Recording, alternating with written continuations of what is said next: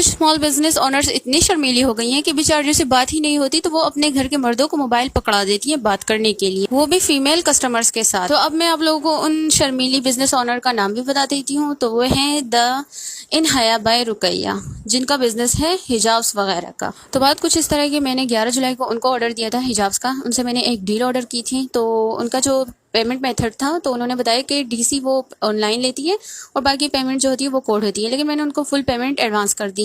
تو اس کے بعد انہوں نے کہا کہ 7 سے 8 دن بعد ہمارا پارسل آپ کو ریسیو ہو جائے گا۔ تو میں نے کہا ٹھیک ہے۔ تو آگے آنے والا تھا محرم، تو میں نے محرم سے بہت زیادہ دن پہلے ہی ان کو آرڈر دے دیا تھا۔ تو پھر انہوں نے جب پورے دن پورے ہو گئے تو میں نے تب ان کو جب 8 دن پورے گزر گئے تب میں نے ان کو میسج کیا کہ مجھے تو میرا پارسل ہی نہیں ملا۔ تو کسی کہا او سوری، ہم نے تو محرم میں بہت زیادہ لیٹ ہو گیا تھا، تو اب میں دوبارہ آپ کو سینڈ کر رہی ہوں۔ تو اسی طرح انہوں نے مجھے بہانے بنا کے مجھے تنگ کر دیا۔ تو آج میں نے ان کو کل میں نے ان کو کہا کہ بھائی آپ مجھے میری پیمنٹ واپس کر دیں، تو آگے سے مجھے کہتی ہیں کہ نہیں پیمنٹ تو میں واپس نہیں کر رہی، کل میں آپ کا انشاءاللہ پارسل لازمی بھیج دوں گی۔ تو میں نے کہا کہ ٹھیک ہے آپ مجھے بھیج دیں۔ جب آج میں نے میسج کیا کہ میرا پارسل، تو میرے ساتھ آگے سے بحث کرنے لگی، نہیں میں آج سینڈ کر دوں۔ میں نے کہا مجھے پارسل کی ضرورت نہیں ہے، آپ مجھے بھی کائنڈلی مجھے شرم آ رہی ہے میں اپنی پیمنٹ مانگتے ہوئے بھی، لیکن آپ مجھے میری پیمنٹ واپس کر دیں۔